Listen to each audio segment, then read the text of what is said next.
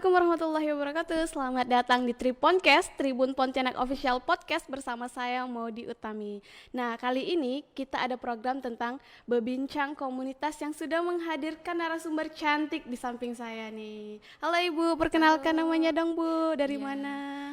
Terima kasih Mbak, nama saya Windy Prihastari. Saya adalah Ketua Perhimpunan Orang Tua Penyandang Thalassemia Indonesia di Kalimantan Barat. Berarti disingkat POPTI ya Bu ya? POPTI Kalbar. POPTI Kalbar. Nah, di samping saya ini telah ada narasumber cantik saya, Ibu Windy ya panggilannya Windy, Bu ya, Bu Windy. Nah Bu, saya ini pengen tahu sih Bu, POPTI itu sebenarnya apa sih Bu, dan kiprahnya sebenarnya di Kalimantan Barat ini sejak kapan mulainya ada POPTI ini sendiri? Boleh diceritakan nggak nih Bu? Iya, terima kasih. Jadi POPTI ini adalah yang kita buat untuk memberikan motivasi baik kepada orang tua maupun penyandang thalassemia agar tempat kita sharing agar tempat kita saling sharing dan saling berkomunikasi, karena kan yang namanya anak-anak thalassemia ini kan dia harus transfusi rutin seumur hidup. 1 bulan kadang sekali, ada yang 2 kali, ya kan, karena tergantung dengan usia. Yang masih kecil mungkin mereka hanya butuh 1 kantong darah, makanya sekali aja 1 bulan. Nah tapi kalau yang udah remaja, udah besar, itu mereka lebih banyak membutuhkan jumlah darah yang masuk sebagai penggantinya. Oke Bu, sedikit nih cerita tentang thalassemia itu apa sih Bu, bisa diceritakan nggak? Mungkin Tribuners di rumah pengen tahu apa sih thalassemia dan apa sih penyakit ini, apa sih sebenarnya gitu Bu? Iya, thalassemia ini secara medis adalah penyakit genetika. Kan ada banyak penyakit genetika itu Mbak, kelainan darah kan, salah satunya adalah thalassemia. Nah, secara pribadi saya sangat setuju jika thalassemia ini dibilangkan penyakit yang diturunkan, bukan penyakit keturunan. Bukan penyakit keturunan. Nah, jadi Tribuners harus tahu itu ya Bu ya.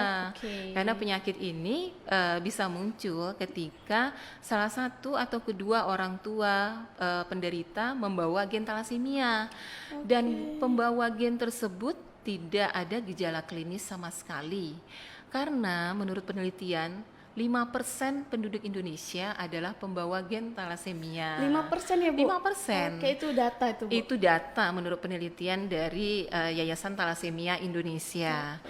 Nah untuk itu kita sebelum di screening atau sebelum dites itu kita nggak tahu nih kita pembawa gen thalassemia atau tidak. Nah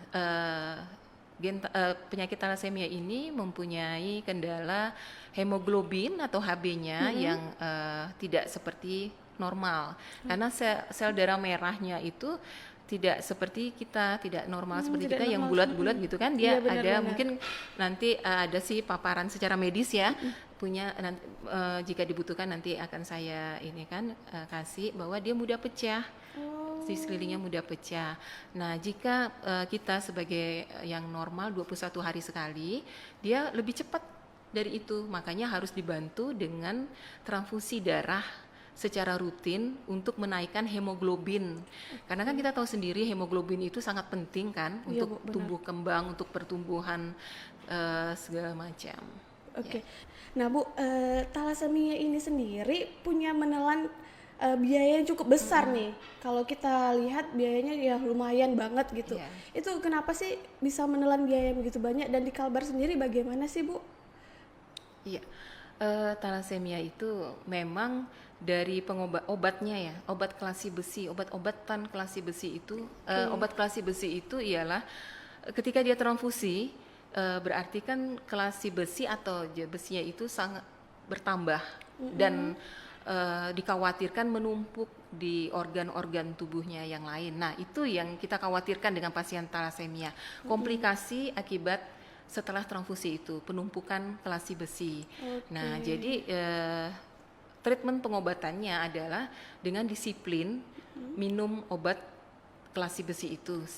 Jadi obat kelasi besi itu ada 2, secara oral maupun yang disuntikan.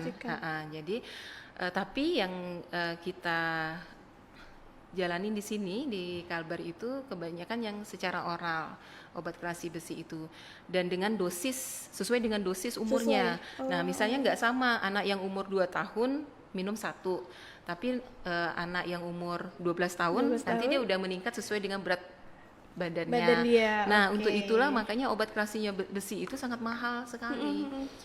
Jadi untuk pembiayaan dari perawatan talasemia ini memang lumayan mahal dan sangat mahal yang ditanggung oleh pemerintah ya. Iya, Bu, Nah, benar. untuk itu kita hadir di sini Popti sebenarnya ingin mensosialisasikan Yap. kepada masyarakat agar tidak banyak lagi kasus-kasus talasemia yang ada di Kalbar. Kalau di Kalbar sendiri Bu, bisa dipaparkan kasusnya seberapa banyak sih Bu? Ada nggak data-data yang menunjukkan Iya. dari Popti sendiri? Ada di Kalbar saat ini sekarang ada 213 penyandang talasemia. 213. Lumayan banyak ya Bu ya? Lumayan banyak. Nah, itu yang terdata ya, Mbak. Yang terdata Siap, karena banyak sekali yang di lapangan itu berdasarkan cerita-cerita dari teman-teman di kabupaten kota itu yang mereka awam tentang ini. Oke. Iya. Nah, akhirnya tidak secara kontinu untuk memeriksakan, mencari apa nih penyakit ini, gitu kan? Nah, makanya Oke Bu, kalau sesuai tema Popti ini berjuang kenalkan talasemia nih. Iya. Terus sebenarnya tantangan apa saja sih yang mesti dihadapi dari rekan-rekan Popti dalam membantu para penyandang talasemia ini Bu? ya. Nah, berjuang mengenalkan talasemia itu tadi yang pertama kita ingin membantu juga Siap. agar jumlah pasien talasemia itu tidak meningkat. Menurun lah berarti. Jadi menurun. Jadi biaya pengobatannya juga bisa menurun, ya kan? Kemudian yang kedua masyarakat biar lebih aware, biar lebih tahu kan tentang talasemia ini. Sebenarnya pencegahannya mudah. Gimana tuh Bu? Bisa diceritakan nih kepada Iya, Tribuners bisa. di rumah nih? Jadi pencegahannya itu sangat mudah sekali, tapi pengobatannya yang susah. Pengobatannya? Iya, saya tidak bilang tidak bisa diobatin ya, karena kan ternyata bisa melalui operasi sumsum tulang belakang Oke. dan stem cell. Stem cell. Operasi sumsum tulang belakang dan stem cell. Nanti kita bicara untuk selanjutnya. Siap. Karena saya sudah menelusuri itu sudah mempelajarin itu sejak tahun 2008. 2008. Wah, sudah lama juga Sudah tuh, Bu. lama kan, karena pada waktu itu ketika anak saya baru terdiagnosa talasemia. iya, Bu. Ya. Nah, kembali lagi ke yang apa tadi ya? Pencegahannya, tantangan dan pencegahannya. Pertama pencegahannya itu kita bisa screening, dimulai dari keluarga terdekat penderita. Oke. Ya, saya menyebutkan namanya screening VIP. Screening Artinya VIP. dari si penyandang ya bukan penderita. Penyandang Iya, ya, Bu? karena sebenarnya ini kan pasien talasemia bisa tumbuh hidup normal seperti yang lainnya kan. Ya, jadi dia namanya penyandang. Si penyandang ini dimulai dari kakak, adik, sepupu kan. Jadi dari situ kita mulai mendata. Nah, Oke. Popti sendiri sudah melakukan itu untuk pasien talasemia yang ada di Kalimantan Barat. Jadi sehingga terdapatlah data-data baru. Oh, Iya, yang ada lagi bermunculan, data Bu? yang Siap. bermunculan.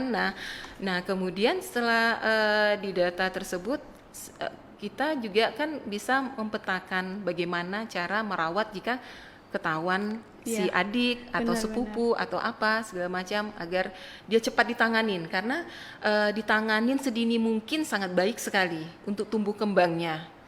Harus ditangani sedini mungkin. Harus ditangani sedini mungkin, Harus Bu. ditangani sedini mungkin. Jadi bagaimana biar kita itu masyarakat teredukasi untuk menangani sedini mungkin gitu? Nah, masyarakat harus paham dengan ciri-ciri secara awam, Oke. ya kan? Tapi juga kalau yang jarang melihat para penyandang ini juga sebenarnya tidak terlalu kelihatan ya, kecuali yang penyandang talasemia yang tidak terawat dari kecil, itu sangat kelihatan sekali ciri-ciri fisiknya. Tetapi jika dia dirawat dari kecil, dia bisa tumbuh kembang seperti anak-anak normal yang lainnya. Nah, tantangannya tadi itu adalah ketika kita mencoba mensosialisasikan, mengedukasikan, ini kan ada yang pro, ada yang kontra. Siap, kan? benar banget. Iya kan, kalau ada yang merasa loh itu kan masalah lo gitu kan, itu bukan masalah kami kan. Benar. Iya kan, padahal sebenarnya kita hadir di sini bukan artinya kita ingin mengibah, tapi kita kepingin agar masyarakat tahu tentang talasemia, gimana pencegahannya, gimana merawat anak talasemia ketika dia sudah terdiagnosa talasemia, dan agar tidak terjadi kasus-kasus seperti ini di keluarga-keluarga yang lainnya. Yang lainnya, benar. Karena tidak menutup kemungkinan anak dalam keluarga tersebut, dalam pasangan tersebut ya, bisa 1, bisa 2, bisa 3 malah. Oh, malah bisa anak semua bisa ikut ya Bu bisa. ya? Karena ada penyandang talasemia yang di Kalbar ini, adik-beradik tiga-tiganya adalah penyandang Tiga-tiganya. talasemia. Wah, luar biasa. Itu bagaimana Nah, penanganannya tuh Bu? Jadi setiap 30% kemungkinan setiap kehamilan pada pasangan pembawa gen talasemia itu mempunyai anak talasemia.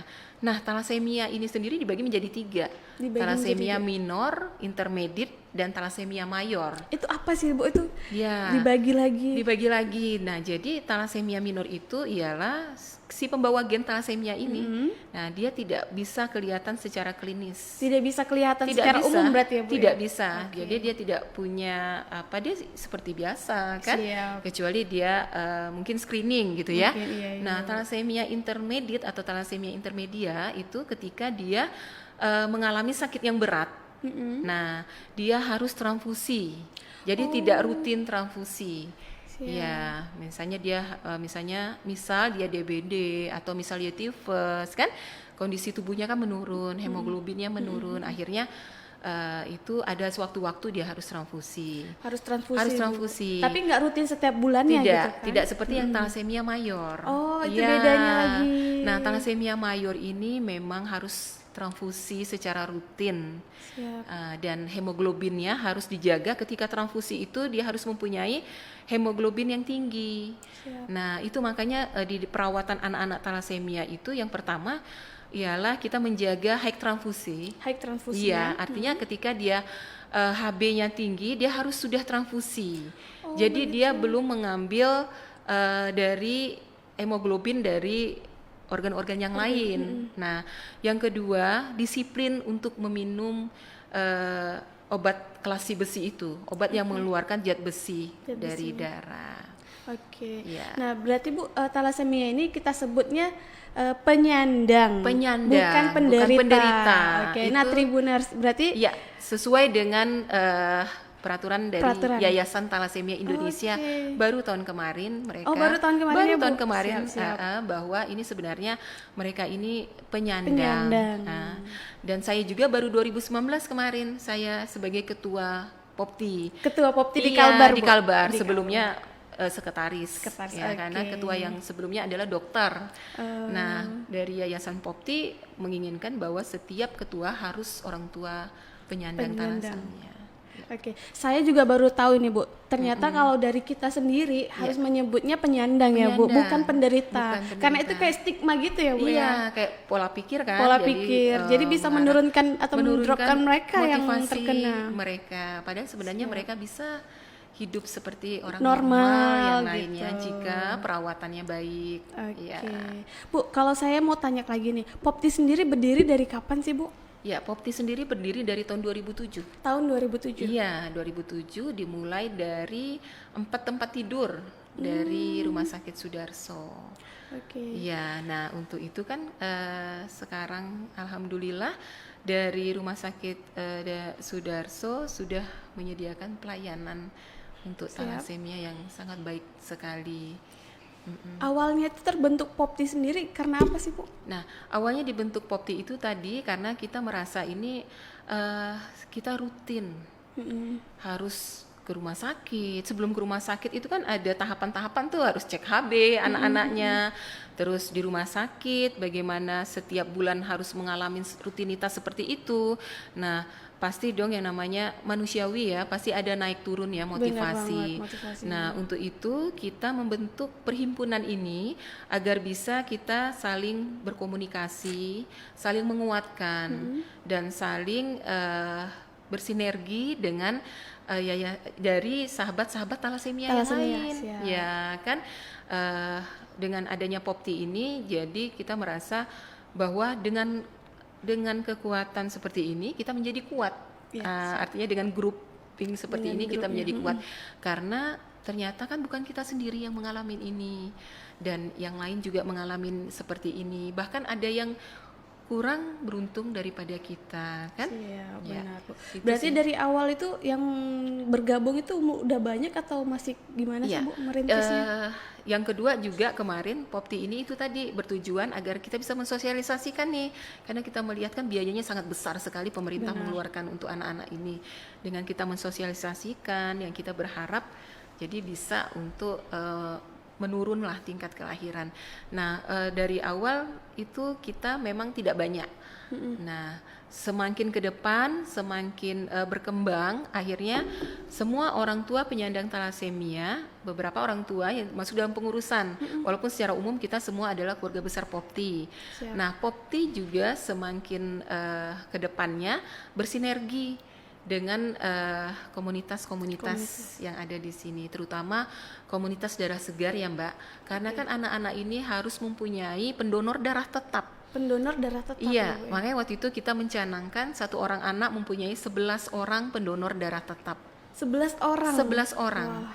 Nah, walaupun PMI sangat membantu selama ini untuk ketersediaan darah, karena mereka sudah rutin kan, tapi lebih baik mereka itu mempunyai pendonor. Komunitasnya lagi. Iya, pendonor darah tetap. Si abang-abang dan kakak-kakak ini kita sebut sahabat talasemia. Sahabat talasemia. Sahabat talasemia. Oke. Walaupun tidak semua pendonor darah tetap itu talasemia, karena kita bagi per bidang. Iya, ada bidang yang kadang-kadang suka ngajak main mereka, Benar. ada yang untuk ngasih motivasi mereka. Terus bahkan ini kita lagi ingin adanya komunitas yang akan mengajarkan mereka keterampilan. Nah, jadi dimulai dari bikin kue, terus make up, salon, agar mereka mempunyai Motivasi. motivasi ya, Bu? Iya. sendiri untuk ke depan. Siapa tahu nanti jadi pengusaha kan? Amin. Amin, segala macam. Karena Oke. keterbatasan mereka. Benar. Iya. Nah, teman-teman Tribuners, masih banyak lagi nih pertanyaan yang ingin saya tanyakan dengan Ibu Windy, dan ternyata sahabat-sahabat talasemia itu bisa kita rangkul ya, Bu, ya, Iya. kita ajak bersama. Tapi sebelum kita ke pertanyaan selanjutnya, kita akan break iklan dulu.